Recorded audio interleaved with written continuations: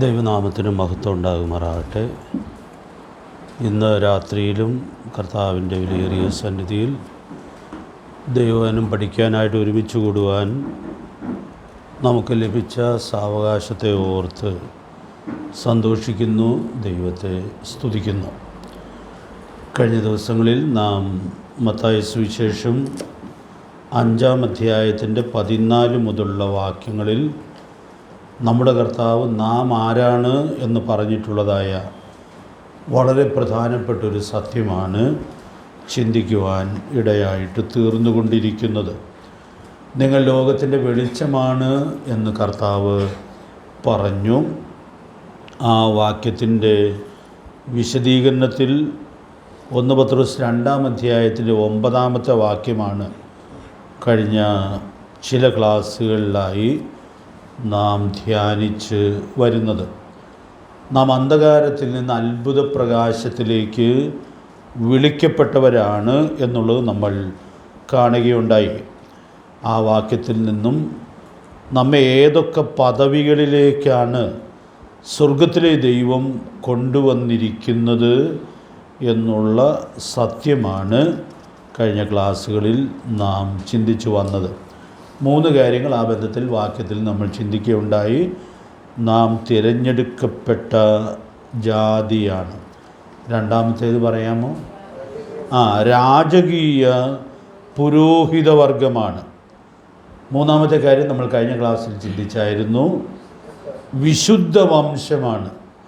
ഈ 3 സത്യങ്ങളും നമ്മൾ ചിന്തിച്ചപ്പോഴെല്ലാം ഒരാശയത്തിൻ്റെ അടിസ്ഥാനത്തിലാണ് ചിന്തിക്കുവാൻ ഇടയായിട്ട് തീർന്നത്. നമ്മെ ഇരുട്ടിൽ നിന്ന് സ്വർഗത്തിലെ ദൈവം കൊണ്ടുവന്നിരിക്കുന്നത് വളരെ വ്യത്യസ്തരായി വെളിച്ചത്തിൽ ജീവിക്കേണ്ടതിനു വേണ്ടിയാണ് എന്നുള്ളതായ വലിയ സത്യമാണ് നാം ധ്യാനിക്കുവാൻ ഇടയായിട്ട് തീർന്നത്. നമ്മളതിൻ്റെ 4-ാമത്തെ കാര്യം കൂടി ഇന്ന് ചിന്തിച്ച് ആ വാക്യത്തിൽ നിന്ന് മുൻപോട്ട് പോകാം എന്ന് ആഗ്രഹിക്കുകയാണ്. 4-ാമത്തെ കാര്യമൊക്കെ നമുക്ക് നന്നായിട്ട് അറിയാം, നല്ല പരിചയമുള്ള വാക്യമാണ്. എങ്കിലും ഒന്ന് പറഞ്ഞാട്ടെ, 4-ാമത്തെ കാര്യം ഏതാണ്? നാം സ്വന്തം ജനമാണ്. അതുകൊണ്ട് പ്രിയപ്പെട്ടവരെ, ആ പ്രയോഗം തന്നെ എത്രയോ മനോഹരമായിരിക്കുന്നു എന്നുള്ളത് നമുക്ക് ചിന്തിക്കുവാനായിട്ട് സാധിക്കും. നാം ആരുടെ സ്വന്തമാണെന്നാണ് നമ്മൾ ഇവിടെ വായിക്കുന്നത്? നാം ദൈവത്തിൻ്റെ സ്വന്തം ജനമാണ്. അപ്പോൾ ഈ പ്രയോഗം നമുക്ക് ഒത്തിരി വ്യാഖ്യാനമൊന്നും നൽകാതെ നൽകുന്ന വളരെ മനോഹരമായുള്ള ചില സന്ദേശങ്ങൾ ഉണ്ട്. അത് നമുക്കിവിടെ ഉൾക്കൊള്ളാവുന്നതാണ്. നമുക്കറിയാം, നാം ദൈവത്തിൻ്റെ സ്വന്തം ജനമായിരിക്കുന്നു എന്നുള്ളതിനാൽ നാം എത്രയോ വ്യത്യസ്തമായ സാക്ഷ്യം സൂക്ഷിക്കുവാൻ കടപ്പെട്ടവരായിരിക്കുന്നു എന്നുള്ളത് നമുക്ക് ഓർക്കാനായിട്ട് സാധിക്കും.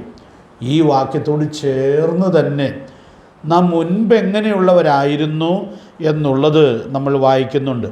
1 പത്രോസ് 2-ാം അധ്യായത്തിൻ്റെ 10-ാമത്തെ വാക്യത്തിലാണ് നാം അത് വായിക്കുന്നത്. നമുക്ക് നല്ലോണം അറിയാവുന്ന വാക്യമാണ്. മുമ്പേ നിങ്ങൾ ജനമല്ലാത്തവർ, ഇപ്പോഴോ ദൈവത്തിൻ്റെ ജനം. അപ്പോൾ ആ പ്രയോഗത്തിൽ അടങ്ങിയിരിക്കുന്ന ആശയം എത്രയോ കൃത്യമായിട്ടാണ് നമുക്ക് ഉൾക്കൊള്ളാനായിട്ട് സാധിക്കുന്നത്. അതിൻ്റെ അടുത്ത ഭാഗത്ത് കരുണ ലഭിക്കാത്തവർ, ഇപ്പോഴോ കരുണ ലഭിച്ചവർ തന്നെ. അതുകൊണ്ട് പ്രിയ ദൈവമക്കളെ, ഇന്ന് രാത്രിയിൽ നാം ഈ തിരുവെഴുത്തിലൂടെ കടന്നു പോകുമ്പോൾ നാം എത്ര ഉന്നതമായ ആത്മീക പദവിയിലേക്ക് ഉയർത്തപ്പെട്ടവരായിരിക്കുന്നു എന്നുള്ളതായ വലിയ സത്യം ഉൾക്കൊള്ളാനായിട്ട് സാധിക്കട്ടെ. ഇവിടെ നമുക്ക് ഒത്തിരി കാര്യങ്ങൾ ചേർത്ത് ചിന്തിക്കാവുന്നതാണ്. എങ്കിലും ഞാൻ ഒരു പ്രധാനപ്പെട്ട ആശയമാണ് ഈ പഠനത്തിൽ ഓർപ്പിക്കണം എന്ന് ആഗ്രഹിക്കുന്നത്. നാം കൂടെ ഓർക്കുന്നൊരു സത്യമാണ്, നാം ദൈവത്തിൻ്റെ സ്വന്തമായിട്ട് തീർന്നപ്പോൾ എങ്ങനെ നമ്മെ സ്വന്തമാക്കി എന്നുള്ളത് നാം സാധാരണ ഓർക്കുന്നതായൊരു കാര്യമാണ്. അതുകൊണ്ട് അത് മാത്രം ഞാൻ വിശദീകരിക്കാം എന്ന് വിചാരിക്കുകയാണ്. കർത്താവ് നമ്മെ സ്വന്തം രക്തം വില കൊടുത്ത് വാങ്ങി തൻ്റെ വകയാക്കി തീർത്തു എന്നുള്ളതായ വിലപ്പെട്ട സത്യം നമുക്കിവിടെ ഉൾക്കൊള്ളാനായിട്ട് സാധിക്കുകയാണ്. അവിടെ നിന്നാണ് ഞാനൊരു പ്രായോഗികമായ പാഠം ഓർപ്പിക്കണം എന്ന് ആഗ്രഹിക്കുന്നത്. ഞാൻ പറയാൻ പോകുന്ന വാക്യങ്ങൾ നമുക്ക് വളരെ പരിചയമുള്ള വാക്യങ്ങളാണ്. അതിലൂടെ ഒരു കാതലായ സത്യം വിശുദ്ധ ജീവിതത്തോടുള്ള ബന്ധത്തിൽ ഇന്ന് രാത്രിയിൽ ഞാൻ ഓർപ്പിക്കണം എന്ന് ദൈവകൃപയിൽ ആശ്രയിച്ച് ആഗ്രഹിക്കുകയാണ്.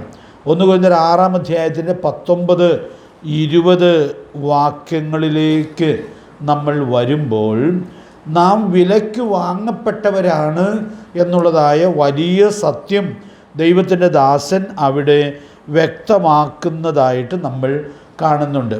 നമുക്കറിയാവുന്ന വാക്യമാണെങ്കിലും ആ വാക്യം ഒന്ന് ചേർത്ത് വായിച്ചു പോകാം എന്ന് കരുതുന്നു. 6-ാം അധ്യായത്തിൻ്റെ 19-20 വാക്യങ്ങൾ.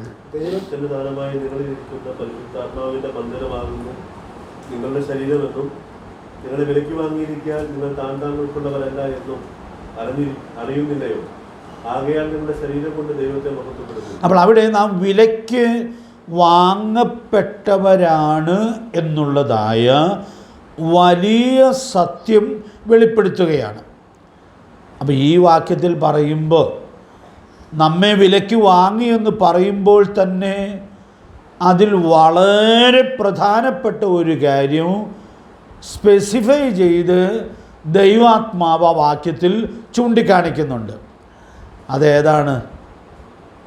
നമ്മെ വിലയ്ക്ക് വാങ്ങി എന്ന് പറയുമ്പോൾ വിശാലമായ അർത്ഥത്തിൽ നമുക്കത് ഉൾക്കൊള്ളാവുന്നതാണ്.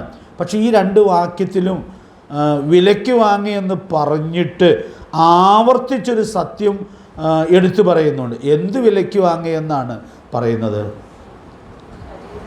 നമ്മുടെ ശരീരം അത് ദൈവം വിലയ്ക്ക് വാങ്ങിയിരിക്കുന്നു എന്നുള്ളത് വ്യക്തമാക്കുകയാണ്.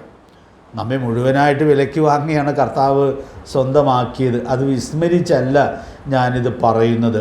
എന്നാൽ പ്രിയപ്പെട്ടവരെ, ഇവിടെ ദൈവത്തിൻ്റെ ദാസൻ ഈ സത്യം ആവർത്തിച്ച് വ്യക്തമാക്കുകയാണ്. നമ്മുടെ ശരീരം നമ്മുടെ കർത്താവ് തൻ്റെ വിലയേറിയ രക്തം വില കൊടുത്ത് വാങ്ങി സ്വന്തമാക്കിയിരിക്കുകയാണ്. അപ്പം അതുകൊണ്ട് ഇവിടെ നമ്മളൊരു കാര്യം മനസ്സിലാക്കണം. നാം ഈ ഭൂമിയിൽ ജീവിക്കുന്നത് നമ്മുടെ ഈ ശരീരത്തിലാണ് ജീവിക്കുന്നത് എന്നുള്ളത് വളരെ പ്രധാനപ്പെട്ടതായൊരു സത്യമാണ്.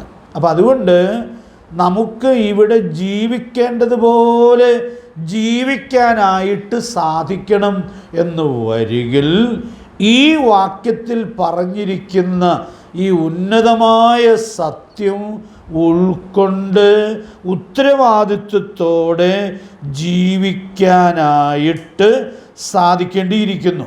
അപ്പം അതുകൊണ്ട് അതിൻ്റെ ആ കാര്യം 19-ാമത്തെ വാക്യത്തിൽ അങ്ങ് പറഞ്ഞിട്ട് 20-ാമത്തെ വാക്യത്തിൽ വരുമ്പോൾ എന്തിനു വേണ്ടിയാണ് ഈ കാര്യം പറയുന്നത് എന്നുള്ളതായ കാര്യം പ്രത്യേകിച്ച് ദൈവാത്മാവ് എടുത്തു പറയുക. ആകയാൽ നിങ്ങളുടെ ശരീരം കൊണ്ട് ദൈവത്തെ മഹത്വപ്പെടുത്തുവാൻ. അതുകൊണ്ട് പ്രിയപ്പെട്ടവരെ, ഞാനിന്ന് രാത്രി ഓർപ്പിക്കട്ടെ, നാം അന്ധകാരത്തിൽ നിന്ന് അത്ഭുത പ്രകാശത്തിലേക്ക് വിളിക്കപ്പെട്ട ആളുകളാണ് എന്നുള്ളത് നമുക്ക് ഓരോ ദിവസത്തെയും നമ്മുടെ ജീവിതം കൊണ്ട് പ്രായോഗിക തലത്തിൽ വെളിപ്പെടുത്തി സാക്ഷ്യം വഹിക്കാനായിട്ട് സാധിക്കേണ്ടിയിരിക്കുന്നു. ഈ യോഹന്നാൻ 8:12 വാക്യം നമ്മൾ ഇടയ്ക്കിടയ്ക്ക് ഓർത്താണ് പോകുന്നത്. ഞാൻ ലോകത്തിൻ്റെ വെളിച്ചമാകുന്നു.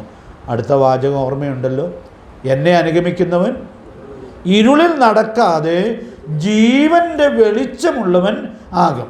അപ്പോൾ നമുക്ക് വെളിച്ചത്തിൽ നടക്കാനായിട്ട് സാധിക്കുന്നത് നമ്മുടെ ശരീരത്തെ ആ സമർപ്പണത്തോടെ ജീവിക്കുന്നതിലൂടെയാണ്. അതുകൊണ്ട് ഈ വലിയ സത്യം അതിൻ്റെ എല്ലാ ഗൗരവത്തിലും ഉൾക്കൊള്ളാനായിട്ട് സാധിക്കേണ്ടിയിരിക്കുന്നു. അപ്പോൾ അതുകൊണ്ട് ഞാൻ അവിടെ എടുത്തു പറയുവാനായിട്ട് ആഗ്രഹിക്കുന്നതായ കാര്യം, നമുക്ക് ദൈവത്തിൻ്റെ സ്വന്തം ജനം എന്ന നിലയിൽ, കർത്താവിനാൽ വിലയ്ക്ക് വാങ്ങപ്പെട്ടവർ എന്ന നിലയിൽ നമുക്ക് ജീവിക്കേണ്ടതുപോലെ ജീവിക്കാനായിട്ട് സാധിക്കണം എന്ന് വരികിൽ ഈ വലിയ ഉൾക്കാഴ്ചയോട് ഏകീഭവിച്ച് ജീവിക്കാനുള്ള വലിയ ആവശ്യകത ഉണ്ട്. 19-ാമത്തെ വാക്യത്തിൽ പറയുമ്പോൾ നാം താന്താങ്ങൾക്കുള്ളവരല്ല എന്നുള്ളതായ കാര്യം പറഞ്ഞിട്ട് നാം നമ്മുടെ കർത്താവിനുള്ളവരാണ് എന്ന് വ്യക്തമാക്കുകയാണ്. 6-ാം അധ്യായത്തിൻ്റെ 15-ാമത്തെ വാക്യത്തിൽ ഈ കാര്യവും നേരിട്ട് ദൈവത്തിൻ്റെ ദാസൻ വ്യക്തമാക്കുന്നതായിട്ട് നമ്മൾ കാണുന്നുണ്ട്. നമ്മുടെ കർത്താവ് നമ്മുടെ ശരീരത്തെ വിലയ്ക്ക് വാങ്ങിയിരിക്കുന്നു എന്നുള്ളതിൻ്റെ പ്രായോഗിക അർത്ഥം എന്താണ് എന്നുള്ളത് 15-ാമത്തെ വാക്യമാണ് വെളിപ്പെടുത്തുന്നത്. 15-ാമത്തെ വാക്യം നമുക്കൊന്ന് ചേർത്ത് വായിച്ചു പോകാം. 6-ന്റെ 15-ാം വാക്യം. നിങ്ങളുടെ ശരീരങ്ങൾ ക്രിസ്തുവിന്റെ അവയവങ്ങൾ ആകുന്നു എന്ന് അറിയുന്നില്ലയോ? ക്രിസ്തുവിന്റെ അവയവങ്ങളെ ഞാൻ എടുത്തു യേശുയുടെ അവയവങ്ങൾ ആക്കാമോ? ഒരു നാളും അരുത്. അപ്പോൾ ഈ വാക്യത്തിൽ വളരെ പ്രസക്തമായ 2 ചോദ്യങ്ങൾ ദൈവത്തിൻ്റെ ദാസൻ ചോദിക്കുകയാണ്. അപ്പോൾ ഇന്ന് രാത്രിയിൽ നമുക്ക് ആ ചോദ്യത്തിന് വളരെ കൃത്യമായ ഉത്തരം പറയാനായിട്ട് സാധിക്കേണ്ടിയിരിക്കുന്നു. 1-ാമത്തെ ചോദ്യം, നിങ്ങളുടെ ശരീരങ്ങൾ ക്രിസ്തുവിൻ്റെ അവയവങ്ങൾ ആകുന്നു എന്ന് അറിയുന്നില്ലയോ? എന്തുകൊണ്ടായിരിക്കും അങ്ങനെ ചോദിച്ചത്? ഇവരിൽ പലരും ക്രിസ്തുവിൻ്റെ അവയവങ്ങളാണ് എന്നുള്ള ആ കാര്യം അറിയാത്തവരെ പോലെ ജീവിക്കുകയാണ്. 1 കൊരിന്ത്യർ 6-ാം അധ്യായത്തിൻ്റെ പശ്ചാത്തലം നമുക്കറിയാം. അതിൽ 5-ാമത്തെ അധ്യായം നമ്മൾ ശ്രദ്ധിച്ചാൽ അവിടെ നമ്മൾ വായിക്കണ്ട, നമുക്ക് നല്ല പരിചയമുണ്ട്. അവിടെ ഈ അറിവില്ലാതെ ഒരാൾ സഭയ്ക്കകത്ത് തന്നെ ജീവിക്കുന്നു എന്നുള്ളത് വളരെ അത്ഭുതത്തോടു കൂടിയാണ് ദൈവത്തിൻ്റെ ദാസൻ അവരെ ഓർപ്പിക്കുന്നത്. ഞാൻ വിശദീകരിക്കുന്നില്ലെങ്കിൽ ഒരു വാക്ക് ഓർപ്പിക്കുക. അതുകൊണ്ട് അവനൊരു കൗൺസിലിംഗ് കൊടുക്കണമെന്നോ അവന് ഒരു ഉപദേശം പറഞ്ഞു കൊടുക്കണമെന്നോ ഒന്നുമല്ല അവിടെ ദൈവത്തിൻ്റെ ദാസൻ നിർദ്ദേശിക്കുന്നത്. പിന്നെ എന്താ നിർദ്ദേശിക്കുന്നത് നമുക്കറിയാം. 5-ാമത്തെ അധ്യായത്തിൽ 2 പ്രാവശ്യം ഒരു കാര്യം പറയുന്നുണ്ട്. എന്താ പറയണത്? അവന് നിങ്ങളുടെ ഇടയിൽ നിന്ന് നീക്കിക്കളയണം എന്ന് പറഞ്ഞാൽ, പ്രിയപ്പെട്ടവരെ, ഈ ഗുരുതരമായ പാപത്തിൽ ജീവിക്കുമ്പോഴും സഭയ്ക്കകത്ത് അവൻ തുടരാനിടയായിട്ട് തീരുന്നു എന്നുള്ളത് അപ്പോസ്തലനെ ഏറെ വേദനിപ്പിക്കുകയാണ്. അവിടെ അപ്പോസ്തലൻ്റെ ഒരു ഹൃദയവാഞ്ച ഞാൻ ഒന്ന് വ്യക്തമാക്കാൻ ശ്രമിക്കുകയാണ്. ദൈവത്തിൻ്റെ സഭ എത്രയോ വിശുദ്ധമായി സാക്ഷ്യം വഹിക്കേണ്ടുന്ന ഒന്നാണ്. 1 കൊരിന്ത്യർ 14-ാം അധ്യായത്തിൽ വരുമ്പോൾ സഭയ്ക്കൊരു പേര് ദൈവത്തിൻ്റെ ദാസൻ ഉപയോഗിക്കുന്നുണ്ട്. നിങ്ങൾ ഓർക്കുന്നുണ്ട്? വിശുദ്ധന്മാരുടെ സകല സഭകളിലും എന്ന പോലെ. അപ്പോൾ സഭ വിശുദ്ധന്മാരുടെ കൂട്ടമാണ്, വിശുദ്ധന്മാരുടെ കൂട്ടമാണ്. അത് ഈ ദൈവദാസൻ്റെ ഹൃദയത്തെ ഏറെ ആവേശം കൊള്ളിപ്പിക്കുന്ന സത്യമായിട്ട് ഇരിക്കുകയാണ്. അപ്പം ഇത്ര ഗുരുതരമായ പാപത്തിൽ അറിവില്ലായ്മയിലാണോ തുടരുന്നത് എന്ന് നമുക്കറിയാൻ പാടില്ല. ഈ ചോദ്യം കേട്ടാൽ നമുക്ക് അങ്ങനെ തോന്നും. കാരണം നിങ്ങൾ അറിയുന്നില്ലയോ എന്ന് എടുത്ത് ചോദിക്കുകയാണ്. ഞാൻ ഇന്ന് രാത്രിയിൽ ഓർപ്പിക്കാനായിട്ട് ആഗ്രഹിക്കുന്ന കാര്യം, കർത്താവ് നമ്മെ രക്ഷിച്ച് വിളിച്ച് വേർതിരിച്ച് നമ്മെ കൊണ്ടുവന്ന് എത്തിച്ചിട്ടുള്ളതായ സ്ഥലം എത്രയോ വിലപ്പെട്ട സ്ഥലമാണ്. നാം ദൈവത്തിൻ്റെ സ്വന്തം ജനമായി തീർന്നിരിക്കുന്നു. ആദ്യം പറഞ്ഞ 3 കാര്യങ്ങളൊക്കെ ചേർത്ത് ഓർത്തോളൂ. എത്ര വലിയ പദവിയിലേക്കാണ് ദൈവം നമ്മെ കൊണ്ടുവന്നിരിക്കുന്നത്. ഈ പദവിയുള്ള കൂട്ടത്തിൽ ഈ പാപത്തിൽ തുടരുന്നയാളെ വെച്ചുകൊണ്ടിരിക്കരുത് എന്നുള്ളത് ദൈവത്തിൻ്റെ ദാസൻ എത്രയോ വ്യക്തമായിട്ട് ഓർപ്പിക്കുകയാണ്. ക്രിസ്തീയ സഭയെക്കുറിച്ചുള്ളതായ വളരെ ഉന്നതമായ വെളിച്ചം നമുക്കിവിടെ ഉൾക്കൊള്ളാനായിട്ട് സാധിക്കുകയാണ്. അപ്പോൾ ഇന്ന് രാത്രി നമ്മൾ ഈ ചോദ്യത്തിന് ഓരോരുത്തരും വ്യക്തിപരമായിട്ട് ഉത്തരം പറയുകയാണ്. അറിയുന്നില്ലയോ എന്ന്, അവയവങ്ങൾ ക്രിസ്തുവിൻ്റെ അവയവങ്ങളാകുന്നുവെന്ന് അറിയുന്നില്ലയോ എന്ന് ചോദിക്കുമ്പോൾ നമ്മൾ എന്താ അതിൻ്റെ ഉത്തരം പറയേണ്ടത്? എന്തുത്തരം പറയണം? അറിയുന്നുണ്ട്. ഇന്ന് രാത്രി നമുക്ക് എല്ലാവർക്കും വ്യക്തിപരമായിട്ട് ഈ ഉത്തരം പറയാം. ഞാൻ വളരെ പ്രചോദനം ഉൾക്കൊണ്ടതായൊരു ചോദ്യവും ഉത്തരവുമാണിത്. പ്രിയപ്പെട്ടവരെ, നമ്മൾ നമ്മുടെ കർത്താവിനോട് പറയുകയാണ്, കർത്താവേ, ഞാനിത് അറിയുന്നുണ്ട്. അതറിയുന്നു എന്നുള്ളത്, നാം പറയുന്നു എന്നുള്ളത് നമ്മുടെ കർത്താവിനെ, നമുക്ക് വേണ്ടി വില കൊടുത്തവനെ ഏറെ സന്തോഷിപ്പിക്കുവാൻ ഇടയായിട്ട് തീരും. അപ്പം അതുകൊണ്ട് അറിയുന്നു എന്ന് മാത്രമല്ല, അതിൻ്റെ കാരണവും അറിയുന്നു എന്നുള്ളത് നമുക്ക് ഇവിടെ ചേർത്ത് ഉൾക്കൊള്ളാനായിട്ട് സാധിക്കും. അപ്പോൾ ഇത് നമ്മൾ അറിയുന്നു എന്ന് പറയുമ്പോൾ തന്നെ അതിൻ്റെ കാരണവും നമുക്ക് കർത്താവിനോട് പറയാം. അങ്ങയുടെ രക്തം കൊണ്ട് എൻ്റെ അവയവങ്ങളെ അങ്ങ് വിലയ്ക്ക് വാങ്ങിയിരിക്കുന്നു എന്നുള്ളതായ ഈ ഉത്തരം നമ്മുടെ കർത്താവിനോട് നമ്മൾ പറയുന്നത്, നമുക്ക് വേണ്ടി രക്തം വില കൊടുത്തവനെ ഏറെ സന്തോഷിപ്പിക്കുവാൻ ഇടയായിട്ട് തീരും. ഇത് നമ്മുടെ ആരാധനയുടെ ഒരു ഭാഗവും കൂടിയാണ്. നമുക്ക് വളരെ പരിചയമുള്ള 2 വാക്യങ്ങൾ നിങ്ങളുടെ മനസ്സിൽ വന്നു കാണുമായിരിക്കുമെന്ന് ഞാൻ വിചാരിക്കുകയാണ്. സ്വർഗത്തിലെ ആരാധനയാണല്ലോ വെളിപ്പാട് പുസ്തകം 4ഉം 5ഉം അധ്യായങ്ങളിൽ നമുക്ക് വായിക്കാനായിട്ട് സാധിക്കുന്നത്. അതിൽ നമുക്ക് ഏറെ പരിചയമുള്ള 2 വാക്യങ്ങളാണല്ലോ 5-ാം അധ്യായത്തിൻ്റെ 9ഉം 10ഉം വാക്യങ്ങൾ. ആ വാക്യങ്ങൾ നമ്മൾ സാധാരണ ഓർക്കാറുണ്ട്, ആരാധനയ്ക്കൊക്കെ വായിക്കാറുണ്ട്. പുസ്തകം വാങ്ങുവാനും അതിന് മുദ്ര പൊട്ടിപ്പാനും നീ യോഗ്യൻ. പിന്നെ അടുത്ത വാചകത്തിൽ, നീ അറുക്കപ്പെട്ടു, നിന്റെ രക്തം കൊണ്ട് സർവഗോത്രത്തിലും ഭാഷയിലും വംശത്തിലും ജാതിയിലും നിന്നുള്ളവരെ ദൈവത്തിനായി വിലയ്ക്ക് വാങ്ങി. ഇത് എവിടെ ചെന്നിട്ടുള്ള ആളുകൾ പറയുന്നതാണ്? സ്വർഗത്തിൽ ചെന്നിട്ടുള്ള ആളുകൾ സ്വർഗത്തിലെ ആരാധനയിൽ കർത്താവിനോട് പറയുകയാണ്, കർത്താവേ, നീ ഞങ്ങളെ നിന്റെ രക്തം കൊണ്ട് വിലയ്ക്ക് വാങ്ങി എന്നുള്ളത് എത്ര നന്ദിയോടുകൂടിയാണ് അവിടെ ഓർക്കുന്നത്.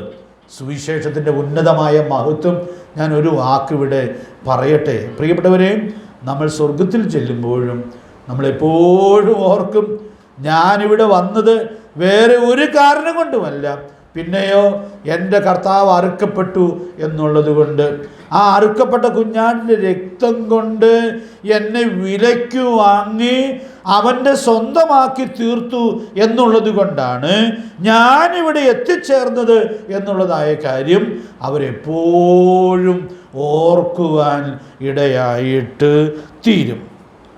എന്നിട്ട് അടുത്ത വാചകത്തിൽ പറയുന്നത്, ഞങ്ങളുടെ ദൈവത്തിന് അവരെ രാജ്യവും പുരോഹിതന്മാരും ആക്കി വെച്ചു. നമ്മൾ ആദ്യം ചിന്തിച്ച വാക്കുകൾ ഇവിടെ സ്വർഗത്തിലും ആവർത്തിക്കപ്പെടുന്നു എന്നുള്ളത് നമുക്കിവിടെ ഉൾക്കൊള്ളാനായിട്ട് സാധിക്കുകയാണ്.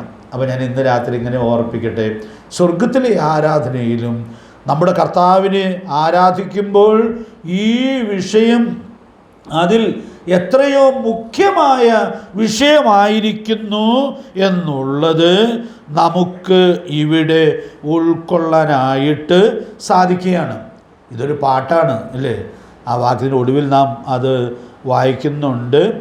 ആക്കി വെച്ചു, അവർ ഭൂമിയിൽ വാഴുന്നു എന്നൊരു പുതിയ പാട്ട് അവർ പാടുന്നു. നമുക്കറിയാം, ഈ പാട്ട് ആരാധനയിൽ എത്രയോ പ്രധാനപ്പെട്ടതാണെന്നുള്ളത് നാം പലപ്പോഴും ഓർക്കാറുണ്ട്.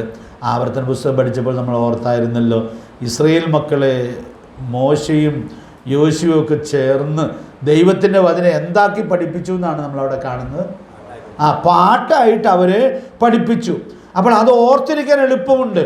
അപ്പോൾ സ്വർഗത്തിലും ആ പാട്ടിലെ പ്രധാനപ്പെട്ട ഘടകമായിരിക്കുന്നത് നമ്മുടെ കർത്താവ് നമ്മെ തൻ്റെ രക്തം കൊണ്ട് വിലയ്ക്ക് വാങ്ങി എന്നുള്ളതായ ഈ കാര്യം അവർ പാടി ദൈവത്തിന് മഹത്വം കരയറ്റുകയാണ്. ഞാൻ ഈ വാക്യത്തോട് ചേർത്ത് ഈ വിഷയം ചിന്തിച്ചപ്പോൾ ഓർത്തൊരു കാര്യം, ഇത് സ്വർഗത്തിൽ കർത്താവിന് ഏറ്റവും പ്രസാദമാണെങ്കിൽ നമ്മൾ ആരാധനയ്ക്കായിട്ട് ഒരുമിച്ച് കൂടുമ്പോൾ ഇത് നമ്മൾ ഓർക്കുന്നതും ഇത് പ്രസ്താവിക്കുന്നതും ഈ സത്യം നമ്മൾ പാട്ടായിട്ടൊക്കെ പാടുന്നതും നമ്മുടെ ദൈവത്തിന് എത്രയോ പ്രസാദകരമായൊരു കാര്യം ആയിരിക്കും. അതൊരു ആരാധനയുടെ മനോഹരമായ ചിത്രമാണ് നമ്മുടെ മുമ്പിൽ ചൂണ്ടിക്കാണിക്കുവാൻ ഇടയായിട്ട് തീരുന്നത്. ഇനി ഞാൻ നമ്മുടെ വിഷയത്തിലേക്ക് വരികയാണ്. ഇങ്ങനൊരു വാചകം വേദപുസ്തകത്തിൽ ഇല്ല കേട്ടോ.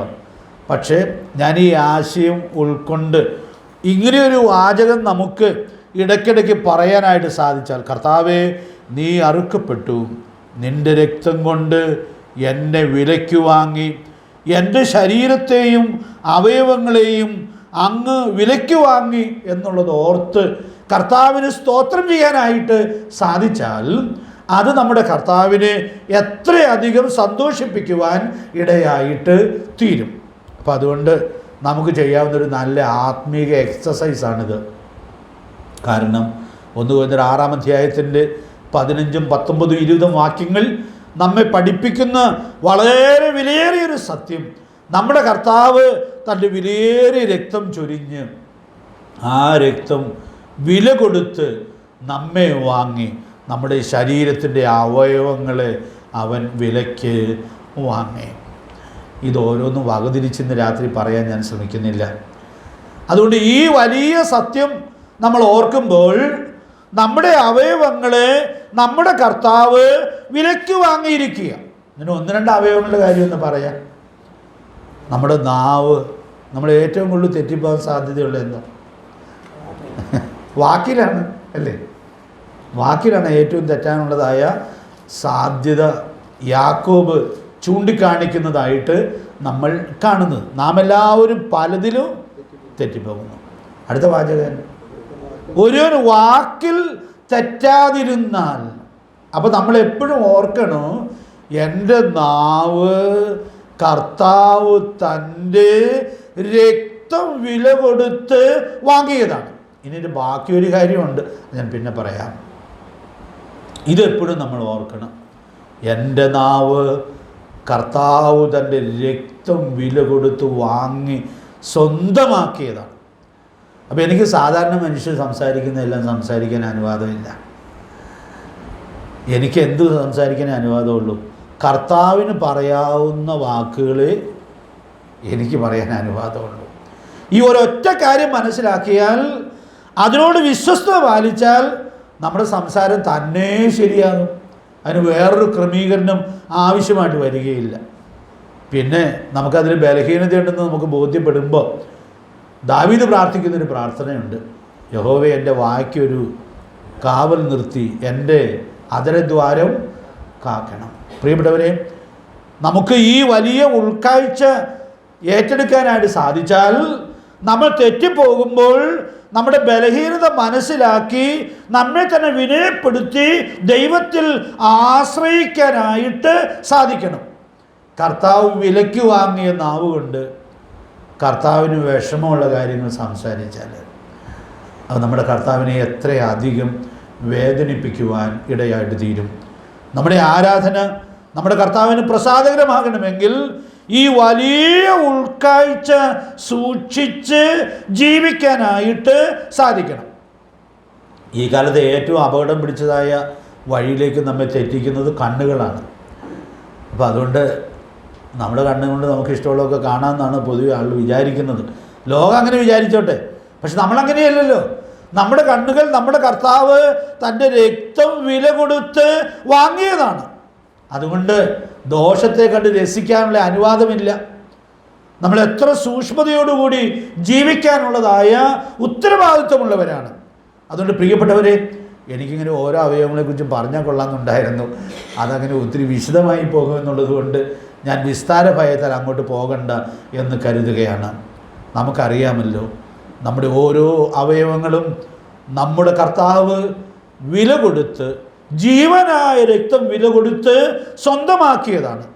ഈ വലിയ ഉൾക്കാഴ്ച സൂക്ഷിക്കാനും ഇടയ്ക്കിടയ്ക്ക് നമ്മുടെ കർത്താവിനോട് പറയാനും, എന്നെ വിലയ്ക്ക് വാങ്ങിയപ്പോൾ എൻ്റെ ഈ ശരീരത്തിൻ്റെ അവയവങ്ങളും വിലയ്ക്ക് വാങ്ങിയല്ലോ, അതോട് ചേർന്ന് കർത്താവേ ഈ വലിയ ഉൾക്കാഴ്ചയോടുകൂടി ജീവിക്കാനായിട്ട് എന്നെ ഓരോ ദിവസവും സഹായിക്കണം എന്നുള്ളതായ ആ ആഗ്രഹത്തോടും ആശ്രയത്തോടും പ്രാർത്ഥനയോടും കൂടെ ജീവിക്കത്തക്കവണ്ണം ദൈവത്തിൻ്റെ പരിശുദ്ധാത്മാവ് നമുക്ക് ധാരാളം ദൈവകൃപ നൽകട്ടെ. നിങ്ങളൊരു എക്സസൈസ് ചെയ്തത് നല്ലതാണ്.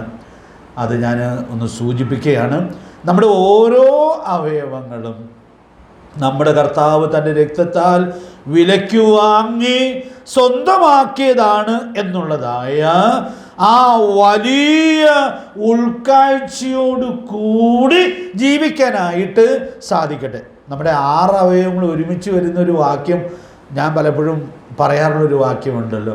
നിങ്ങൾക്കാർക്കെങ്കിലും എൻ്റെ റെഫറൻസ് ഒന്ന് പറയാമോ? ഒരു വല്ലാത്ത ചോദ്യമാണെന്ന് എനിക്കറിയാം, എങ്കിലും യെശയ്യാ പ്രവചനം 33-ാം അധ്യായത്തിൻ്റെ 15-ാമത്തെ വാക്യം എല്ലാവരും മനഃപ്പാഠം പഠിച്ചിരിക്കണം. നീതിയായി നടന്ന് നേർ പറയുകയും പീഡനത്താലുള്ള ആദായം വെറുക്കുകയും കൈക്കൂലി വാങ്ങാതെ കൈ കുടഞ്ഞു കളയുകയും രക്തപാതകത്തെക്കുറിച്ച് കേൾക്കാതെ വണ്ണം ചെവി പൊത്തുകയും ദോഷത്തെ കണ്ട് രസിക്കാതെ വണ്ണം കണ്ണ് അടച്ചു കളയുകയും ചെയ്യുന്നവൻ. പ്രിയപ്പെട്ടവരെ, അതുകൊണ്ട് ഈ വാക്യം എല്ലാവരും മനഃപ്പാഠം പഠിക്കണം. നമ്മുടെ 6 അവയവങ്ങൾ അവിടെ പ്രവാചകൻ എടുത്തു പറയുവാൻ ഇടയായിട്ട് തീരുന്നുണ്ട്. ഈ സമർപ്പണം സൂക്ഷിക്കുന്നവർക്ക് ദൈവത്തോടുള്ള കൂട്ടായ്മയിൽ ജീവിക്കാനായിട്ട് സാധിക്കുകയുള്ളൂ. രക്ഷിക്കപ്പെട്ടു, സ്നാനപ്പെട്ടു, കർത്തമേശയിൽ പങ്കുകൊള്ളുന്നു എന്നുള്ളത് കൊണ്ട് ഈ കൂട്ടായ്മയുടെ പ്രായോഗികത ആസ്വദിക്കാനായിട്ട് സാധിക്കുകയില്ല.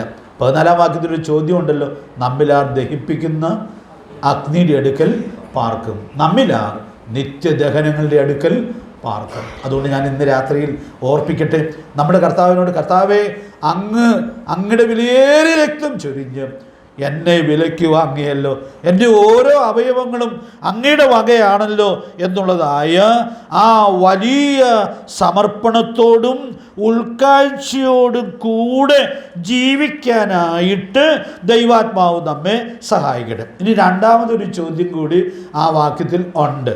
ആ ചോദ്യം കൂടി നമ്മളൊന്ന് നോക്കിപ്പോകാം എന്ന് ആഗ്രഹിക്കുകയാണ്.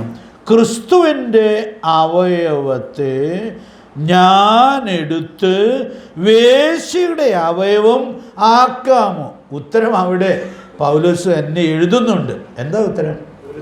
ഒരു നാളും അരുത്, ഒരു നാളും അരുത്. അതുകൊണ്ട് പ്രിയപ്പെട്ടവരെ, ഇതൊരു ദിവസത്തേക്കുള്ളതായ ഒരു സമർപ്പണമല്ല, പിന്നെയോ ഒരു ജീവിതം മുഴുവനും നാം സൂക്ഷിക്കേണ്ടിയ ആഴമേറിയ സമർപ്പണമാണ് ഈ വാചകത്തിൽ ഉൾക്കൊള്ളുന്നത്.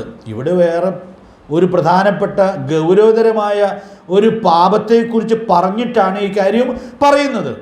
ഞാൻ അതോട് ചേർത്ത് പറയുകയാണ്, ഓരോ പാപങ്ങളോടുള്ള ബന്ധത്തിലും പ്രിയപ്പെട്ടവരെ, ഈ ഉത്തരം നമുക്ക് വളരെ ആത്മാർത്ഥമായും നമ്മുടെ കർത്താവിനോട് പറയാനായിട്ട് കഴിയുന്നു എന്നുള്ളത് സൂക്ഷ്മതയോടെ ഉറപ്പുവരുത്തേണ്ടതിന് ദൈവത്തിൻ്റെ പരിശുദ്ധാത്മാവ് നമുക്ക് ധാരാളം ദൈവകൃപ നൽകട്ടെ. അതുകൊണ്ട് നമ്മുടെ കർത്താവിൻ്റെ വിലയേറിയ രക്തം വില കൊടുത്ത് നമ്മുടെ അവയവങ്ങളെ നമ്മുടെ കർത്താവ് വാങ്ങിയിരിക്കുകയാണ്. ഇനി ഇതിൽ വളരെ കാതലായൊരു കാര്യം പറയട്ടെ.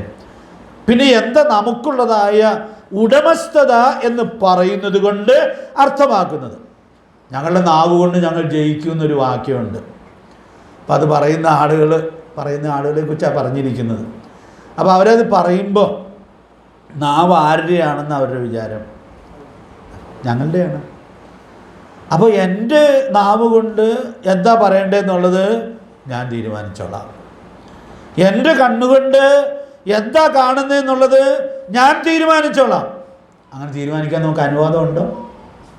അനുവാദമില്ല. കാരണം നമ്മുടെ ഓരോ അവയവങ്ങളും കർത്താവ് തൻ്റെ രക്തം വില കൊടുത്ത് വാങ്ങിയതാണ്. അപ്പോൾ അതുകൊണ്ട് നമ്മുടെ അവയവങ്ങൾ ഉപയോഗിക്കാനുള്ള സ്വാതന്ത്ര്യം നമുക്ക് ഉണ്ട്. അപ്പോൾ ഈ അവയവം എൻ്റെ ആണെന്ന് പറഞ്ഞാൽ ഇത്രയേ ഉള്ളൂ. ഈ അവയവം ഉപയോഗിക്കാനുള്ള സ്വാതന്ത്ര്യം എനിക്ക് ഉണ്ട്. ഉടമസ്ഥത എന്ന് പറയുന്നത് ഈ സ്വാതന്ത്ര്യമേ ഉള്ളൂ. അപ്പോൾ ഈ സ്വാതന്ത്ര്യം എങ്ങനെ ഉപയോഗിക്കുന്നു എന്നുള്ളത് നമ്മൾ വളരെ സൂക്ഷ്മതയോടെ കരുതിക്കൊള്ളണം. കാരണം കർത്താവിൻ്റെ അവയവത്തെ എടുത്ത് പാപത്തിനായിട്ട് ഉപയോഗിക്കുന്നതിന് കർത്താവ് വെറുതെ വിടുകയില്ല. ഇത് വളരെ ഗൗരവമായി നമ്മൾ ഉൾക്കൊള്ളേണ്ടുന്നതായൊരു സത്യമാണ്. 1 Corinthians 3:16 നല്ല പരിചയമുള്ള വാക്യമാണെങ്കിൽ നമുക്കൊന്ന് വായിച്ചു പോകാം. 1 Corinthians 3:16 അങ്ങനെ ഉപയോഗിച്ചാൽ എന്നാ കുഴപ്പം എന്നുള്ളതായ ചോദ്യത്തിൻ്റെ വളരെ കൃത്യമായ ഉത്തരം ദൈവാത്മാവ് അവിടെ നമുക്ക് നൽകുന്നുണ്ട്. വായിച്ചാട്ടെ.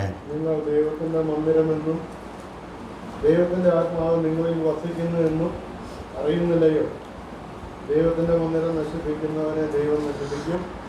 അപ്പോൾ അവിടെ പറയുന്നതായ കാര്യം നമ്മുടെ ശരീരത്തെക്കുറിച്ച് തന്നെ അവിടെ പറയുകയാണ്. ഇത് ദൈവത്തിൻ്റെ മന്ദിരമാണ്. ഈ ദൈവത്തിൻ്റെ മന്ദിരത്തിലെ അവയവങ്ങളെടുത്ത് പാപം ചെയ്താൽ അത് ആ മന്ദിരത്തെ നശിപ്പിക്കുകയാണ്.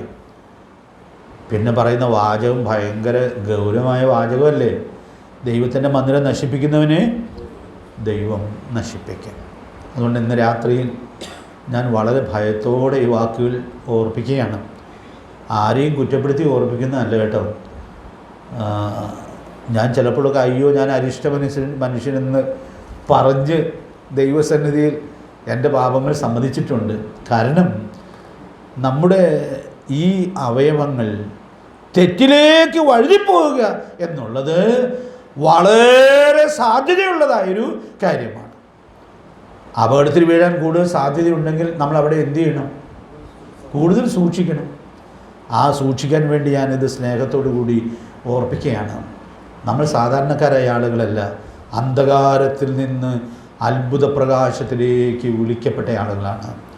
തിരഞ്ഞെടുക്കപ്പെട്ട ജാതിയാണ്, രാജകീയ പുരോഹിത വർഗമാണ്, വിശുദ്ധ വംശമാണ്, ദൈവത്തിൻ്റെ സ്വന്തം ജനമാണ്. അതുകൊണ്ട് പ്രിയപ്പെട്ടവരെ, നാം എത്ര സൂക്ഷ്മതയോടു കൂടി ഓരോ ദിവസവും ജീവിക്കാൻ ആവശ്യമുണ്ട് എന്നുള്ളതായ വലിയ സത്യം നമുക്കിവിടെ ഉൾക്കൊള്ളാനായിട്ട് സാധിക്കുകയാണ്.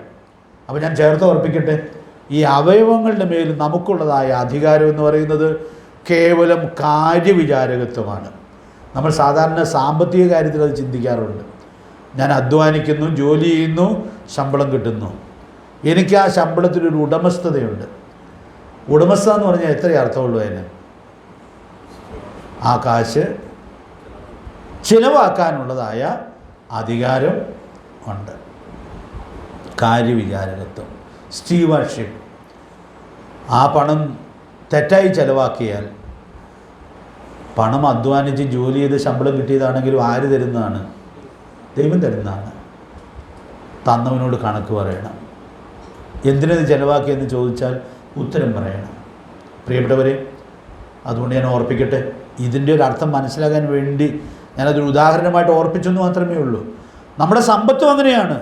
സമ്പത്ത് വളരെ സൂക്ഷ്മതയോടുകൂടി ചിലവാക്കണം.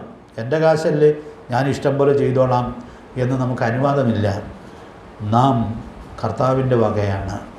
അതുകൊണ്ട് പ്രിയപ്പെട്ടവനെ, എൻ്റെ അവയവങ്ങൾ എനിക്കിഷ്ടം പോലെ ജീവിച്ചോളാം എന്ന് പറയാൻ നമുക്ക് അനുവാദമില്ല. അതുകൊണ്ട് ഈ ഉടമസ്ഥത എന്ന് പറയുന്നത് കേവലം കാര്യവിചാരകത്വമാണ്. ഈ വലിയ സത്യം ഉൾക്കൊണ്ട് ഭയഭക്തിയോടു കൂടി ഓരോ ദിവസവും ജീവിക്കുന്നു എന്നുള്ളത് സൂക്ഷ്മതയോടു കൂടി ഉറപ്പാക്കാനുള്ളതായ ആവശ്യകത ഉണ്ട്. അതുകൊണ്ട് ഞാൻ ഇന്ന് രാത്രി ഓർപ്പിക്കട്ടെ, ഇങ്ങനെ നമ്മുടെ അവയവങ്ങളെക്കുറിച്ചുള്ള സമർപ്പണം സൂക്ഷിച്ച് ഒരു ദൈവ പൈതൽ ജീവിച്ചാൽ ഈ ഭൂമിയിൽ വിശുദ്ധിയോടെ ജീവിച്ച് സാക്ഷ്യം വഹിക്കാനായിട്ട് സാധിക്കും. ഒരു ദൈവ പൈതൽ വിശുദ്ധിയോടെ ജീവിക്കുന്നതാണ്, വിശുദ്ധിയുടെ വെളിച്ചത്തിൽ ജീവിക്കുന്നതാണ് ഏറ്റവും മനോഹരമായ സാക്ഷ്യം. നമ്മൾ ദൈവത്തിൻ്റെ ആലയമാണ്. 91 സങ്കീർത്തനത്തിൽ ഒരു വാക്യമുണ്ടല്ലോ, യഹോവേ വിശുദ്ധി നിന്റെ ആലയത്തിന് എന്നേക്കും ഉചിതം തന്നെ. അത് രണ്ടർത്ഥത്തിലും ശരിയാണ്. നമ്മുടെ ആലയത്തിൻ്റെ, നമ്മുടെ ശരീരമാകുന്ന ആലയത്തിൻ്റെ അലങ്കാരം എന്ന് പറയുന്നത് വിശുദ്ധിയാണ്. ആ വാക്യത്തിലെ ഇംഗ്ലീഷ് വാചകം നിങ്ങൾക്ക് അറിയാമല്ലോ, holiness adorns your house lord for ever. വിശുദ്ധിയാണ് നിന്റെ ആലയത്തിൻ്റെ അലങ്കാരം. അതുകൊണ്ട് 1 പത്രോസ് 3-ാം അധ്യായത്തിൽ പത്രോസ് അപ്പോസ്തലൻ അത് ഭംഗിയായി സഹോദരിമാരുള്ള ബന്ധത്തിലുമൊക്കെ ഓർമ്മിപ്പിക്കുന്നുണ്ട്. തലമുടി പിന്നുന്നതും പൊന്നണിയുന്നതും വസ്ത്രം ധരിക്കുന്നു, ഇങ്ങനെ പുറമേ ഉള്ളതല്ല, പിന്നെ ആന്തരികമായ ആ സൗമ്യതയുടെയും വിശുദ്ധിയുടെയും മനോഹാരിതയാണ് അവിടെ ദൈവത്തിൻ്റെ ദാസൻ ചൂണ്ടിക്കാണിക്കുവാൻ ഇടയായിട്ട് തീരുന്നത്. അപ്പോൾ ഞാനിങ്ങനെ പറഞ്ഞ ഭാഗത്ത് നിന്ന് മുമ്പോട്ട് പോകട്ടെ. നമ്മുടെ ഈ ശരീരം നമ്മുടെ കർത്താവിൻ്റെ ആലയമാണ്, ദൈവാത്മാവ് വസിക്കുന്നതാണ്, കർത്താവിൻ്റെ വകയാണ്.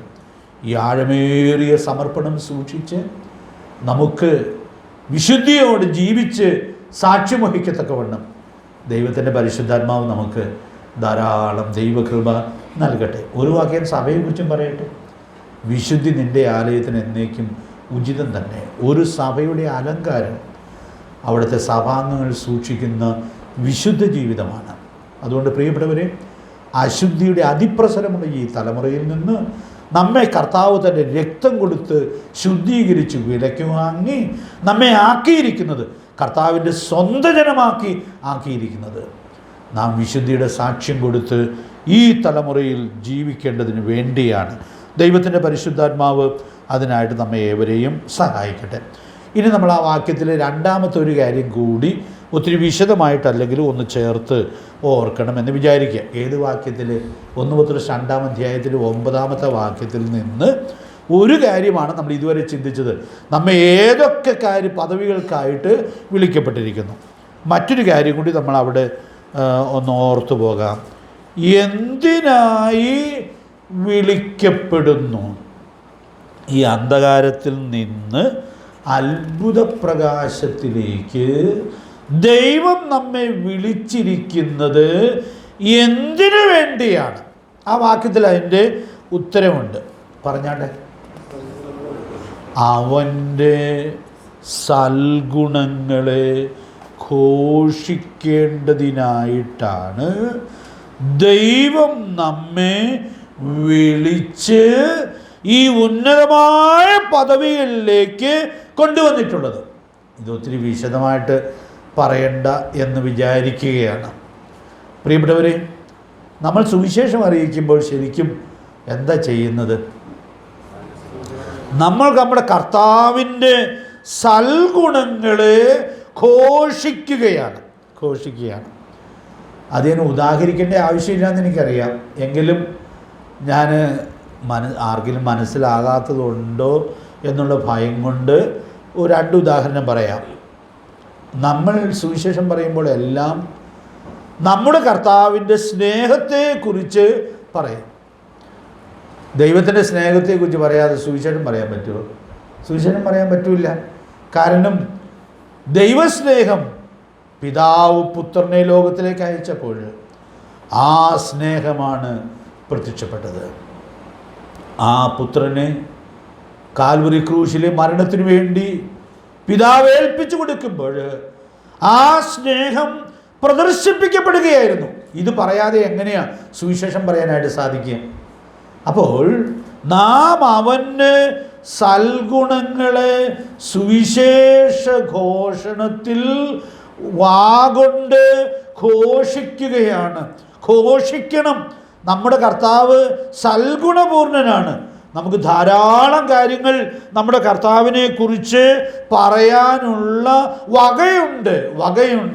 നമ്മുടെ കർത്താവിനെ പോലെ പറയാൻ കൊള്ളാവുന്ന വേറൊരാൾ ലോക ചരിത്രത്തിൽ ഉണ്ടായിട്ടില്ല.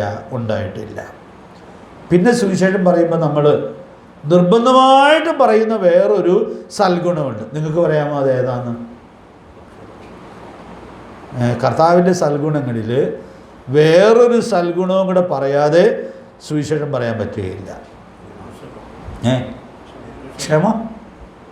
കാരണം സുവിശേഷത്താൽ ഒരു പാപിക്ക് സാധിക്കുന്ന കാര്യം അവന് പാപത്തിന് മോചനം കിട്ടുന്നു എന്നുള്ളതാണ്. 2 റെഫറൻസ് എഴുതിയിട്ടാൽ മതി.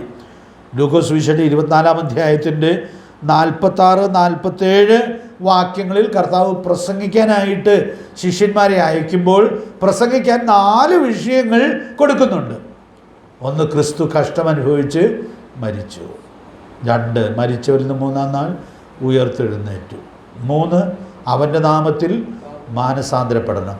മാനസാന്തരപ്പെടുന്നവർക്ക് പാപമോചനം ഉണ്ട് എന്ന് പറഞ്ഞാൽ എൻ്റെ അർത്ഥം മാനസാന്തരപ്പെടുന്നവരെ, സുവിശേഷത്തിൽ വിശ്വസിക്കുന്നവരുടെ എല്ലാ പാപങ്ങളും കർത്താവ് ക്ഷമിക്കും. പ്രിയപ്പെട്ടവരെ, ക്ഷമയുടെ സന്ദേശമാണ് സുവിശേഷം. ഒരു റെഫറൻസോടെ എഴുതിയിട്ടോ, ലൂക്കോസ് 23-ന്റെ 34 വാക്യം. ക്രൂശിൽ നമ്മുടെ കർത്താവിൻ്റെ മൊഴിയാണത്. നമുക്കറിയാം ഇവർ ചെയ്യുന്നത് ഇന്നറിയാകിയാൽ ഇവരോട് ക്ഷമിക്കണമേ. ആ വാക്യം ഒരു വലിയ പ്രഖ്യാപനമാണ്. ഏത് പാപിക്കും ക്ഷമയുണ്ട്. ഏത് പാപിക്കും ക്ഷമയുണ്ട്. ഈ പ്രാർത്ഥന അതിൻ്റെ വിളംബരമാണ്. കാരണം കർത്താവിനെ ഉപദ്രവിക്കുകയും പരിഹസിക്കുകയൊക്കെ ചെയ്തുകൊണ്ടിരിക്കുന്നവർക്ക് ക്ഷമയുണ്ടെങ്കിൽ മാനസാന്തരപ്പെടുന്നവർക്ക് എത്രയോ അധികം ക്ഷമ അനുഭവിക്കാനായിട്ട് സാധിക്കും. അപ്പോൾ സുവിശേഷ ഘോഷണത്തിൽ നമ്മൾ കർത്താവിൻ്റെ സൽഗുണങ്ങളെ ഘോഷിക്കുകയാണ്. പ്രിയപ്പെട്ടവരെ, എത്ര വലിയ ശുശ്രൂഷയാണ് കർത്താവ് നമ്മെ ഏൽപ്പിച്ചിരിക്കുന്നത്. അതുകൊണ്ട് സുവിശേഷം പ്രസംഗിക്കുമ്പോൾ വേറെ അതും ഇതുമൊക്കെ പറഞ്ഞ് നമ്മൾ ഈ മനോഹരമായ സത്യത്തിൽ നിന്ന് വ്യതിചലിക്കാനായിട്ട് പാടില്ല. പിന്നെയോ, സുവിശേഷം പ്രസംഗിക്കുമ്പോൾ നമ്മുടെ കർത്താവിൻ്റെ സൽഗുണങ്ങളെ ഘോഷിക്കാനുള്ള വലിയ ഉത്തരവാദിത്വമാണ് നമ്മൾ നിർവഹിക്കുന്നത്. ദൈവാത്മാവ് നമുക്കതിനാവശ്യമായ ദൈവകൃപ നൽകട്ടെ. ഒന്ന് ഞാൻ 1-2 വാക്കുകൂടി ചേർത്ത് പറഞ്ഞ് നിർത്താം. അപ്പോൾ നമ്മെ അവൻ്റെ സൽഗുണങ്ങളെ ഘോഷിക്കേണ്ടതിനു വേണ്ടി തിരഞ്ഞെടുത്തിരിക്കുക. ഈ മൈക്കിക്കടെ ഈ സൽഗുണം പറയാൻ വേണ്ടി മാത്രമാണ് തിരഞ്ഞെടുത്തേണ്ടത്? അതെയോ? അല്ല. പിന്നെയോ, ഫിലിപ്പ് ലേഖനത്തിൽ ഒരു മനോഹരമായ വാക്യമുണ്ട്. എല്ലാ വാക്യവും മനോഹരമാണ് കേട്ടോ. എന്നാൽ 1-ാം അധ്യായത്തിൽ 27-ാമത്തെ വാക്യത്തിൽ ഫിലിപ്പിലെ വിശ്വാസികൾക്കൊരു മനോഹരമായ പ്രബോധനം കൊടുക്കുന്നുണ്ട്. ആ വാക്യം നമുക്കൊന്ന് വായിച്ച് അവസാനിപ്പിക്കാം. ഫിലിപ്പിയർ 1-ന്റെ-27-ാമത്തെ വാക്യം. ഞാൻ നിങ്ങളെ വന്ന് കണ്ടിട്ടോ ദൂരത്തിരുന്ന് നിങ്ങളുടെ അവസ്ഥ കേട്ടിട്ടോ നിങ്ങൾ ഏകാത്മാവിൽ നിലനിന്ന് എതിരാളികളാൽ ഒന്നിലും കുലുങ്ങിപ്പോകാതെ ഏകമനസ്സോടെ സുവിശേഷത്തിൻ്റെ വിശ്വാസത്തിനായി പോരാട്ടം കഴിക്കുന്നു എന്ന് ഗ്രഹിക്കേണ്ടതിന് ക്രിസ്തുവിൻ്റെ സുവിശേഷത്തിന് യോഗ്യമാവണ്ണം മാത്രം നടപ്പി. അപ്പോൾ അവിടെ 2 വാക്കുകൾ മാത്രം ഞാൻ എടുത്തു പറഞ്ഞ് നിർത്താം. ഈ സുവിശേഷത്തിനു വേണ്ടി പോരാട്ടം കഴിക്കണം. പോരാടുന്നവർ വളരെ പ്രധാനമായും ചെയ്യേണ്ട ഒരു കാര്യം സുവിശേഷത്തിന് യോഗ്യമാവണ്ണം മാത്രം നടക്കണം. അപ്പോൾ ഞാനിങ്ങനെ അവസാനിപ്പിക്കുക. ഞാൻ സ്നേഹത്തെക്കുറിച്ച് പ്രസംഗിക്കുമ്പോൾ, ഘോഷിക്കുമ്പോൾ കർത്താവ് സ്നേഹവാനാണെന്ന് പറഞ്ഞ് മാത്രം പോരാ. പിന്നെയോ ഈ ഘോഷിക്കുന്ന ആൾക്കും ആ സ്നേഹത്തിൻ്റെ സാക്ഷ്യം ജീവിതത്തിൽ സൂക്ഷിക്കാനായിട്ട് സാധിക്കണം. കർത്താവ് ക്ഷമിക്കുന്നവനാണെന്ന് പ്രസംഗിക്കുമ്പോൾ നമുക്കും ക്ഷമയുടെ പ്രായോഗികതയിൽ നമ്മുടെ ജീവിതത്തെ ചിട്ടപ്പെടുത്താനായിട്ട് സാധിക്കണം. സുവിശേഷത്തിന് യോഗ്യമാവണ്ണം മാത്രം നടപ്പിൽ. ഞാനിങ്ങനെ പറഞ്ഞു നിർത്തട്ടെ. അപ്പോൾ നമ്മുടെ ജീവിതം കൊണ്ട് നമ്മുടെ ഗുരുനാഥൻ്റെ സൽഗുണം ആളുകൾ കാണും. നമ്മുടെ പ്രസംഗത്തിലൂടെ നമ്മുടെ ഗുരുനാഥൻ്റെ സൽഗുണം അവർ കേൾക്കുവാൻ ഇടയായിട്ട് തരും. ഇത് ഒരുമിച്ച് പോകുമ്പോഴാണ് സുവിശേഷത്തിൻ്റെ സാക്ഷ്യം മനോഹരമായിട്ട് നിർവഹിക്കപ്പെടുന്നത്. അതുകൊണ്ട് പ്രിയപ്പെട്ടവരെ, കർത്താവ് നമ്മെ തൻ്റെ സ്വന്തം ജനമാക്കിയിരിക്കുന്നു എന്നുള്ളത് കൊണ്ട് നമ്മുടെ കർത്താവിൻ്റെ സൽഗുണങ്ങളെ ഘോഷിക്കുവാനും ആ സൽഗുണങ്ങളോടെ ജീവിക്കാനുമായിട്ട് ദൈവം നമുക്കൊരു ജീവിതം തന്നിരിക്കുകയാണ്. എപ്പോഴാണ് ഇത് അവസാനിക്കുന്നത് നമുക്കറിയാൻ പാടില്ല. ഉള്ള സമയം പരമാവധി ഉപയോഗിച്ച് നമുക്ക് ഈ സാക്ഷ്യം സൂക്ഷിക്കാനായിട്ട് സാധിക്കണം. യോഹന്നാന്റെ സുവിശേഷം 13-1 വാക്യത്തിൽ കർത്താവ് അവിടെ പറയുന്നൊരു കാര്യമുണ്ട്. കർത്താവ് പിതാവിൻ്റെ അടുക്കൽ പോകുന്നു എന്ന് അറിഞ്ഞിട്ട് അവിടെ ഒരു കാര്യം പറയുന്നത്, ലോകത്തിൽ തനിക്കുള്ളവരെ സ്നേഹിച്ചതുപോലെ അവസാനത്തോളം അവരെ സ്നേഹിച്ചു. അപ്പോൾ കർത്താവ് പിതാവിൻ്റെ അടുക്കലേക്ക് പോകുകയാണെന്ന് അറിയുമ്പോൾ അവർക്ക്, ആ ശിഷ്യന്മാർക്ക് പരമാവധി സ്നേഹം, ഇനി ബാക്കിയില്ലാത്തോളം സ്നേഹം അവർക്ക് ആ രാത്രിയിൽ കർത്താവ് പകർന്നു കൊടുക്കുകയാണ്. നമ്മുടെ ജീവിതം നമുക്ക് അങ്ങനെ ഉപയോഗിക്കാം. നമ്മുടെ വീട്ടിലും നമ്മുടെ സഭയിലും നമ്മുടെ ദേശത്തുമൊക്കെ ഈ വലിയ ഉൾക്കാഴ്ചയോടുകൂടി ജീവിച്ച് സാക്ഷ്യം വഹിക്കുവാൻ സ്വർഗത്തിലെ ദൈവം നമ്മെ ഒരുക്കട്ടെ. കർത്താവിൻ്റെ വിലയേറിയ നാമം മഹത്വപ്പെടട്ടെ. നമ്മെ കർത്താവ് അന്ധകാരത്തിൽ നിന്ന് അത്ഭുത പ്രകാശത്തിലേക്ക് കൊണ്ടുവരിക. ഇനി നമുക്ക് ആ പ്രസംഗത്തിൽ നിന്ന് 1-2 കാര്യോട് ഓർക്കണം. അത് കർത്താവ് വരാൻ താമസിച്ചതിന് അടുത്ത ക്ലാസ്സിൽ ഓർക്കാം. കർത്താവ് നമ്മെ സഹായിക്കട്ടെ. അവൻ്റെ വിലയേറിയ നാമം ഇന്നും എന്നേക്കും വാഴ്ത്തപ്പെടുമാറാകട്ടെ.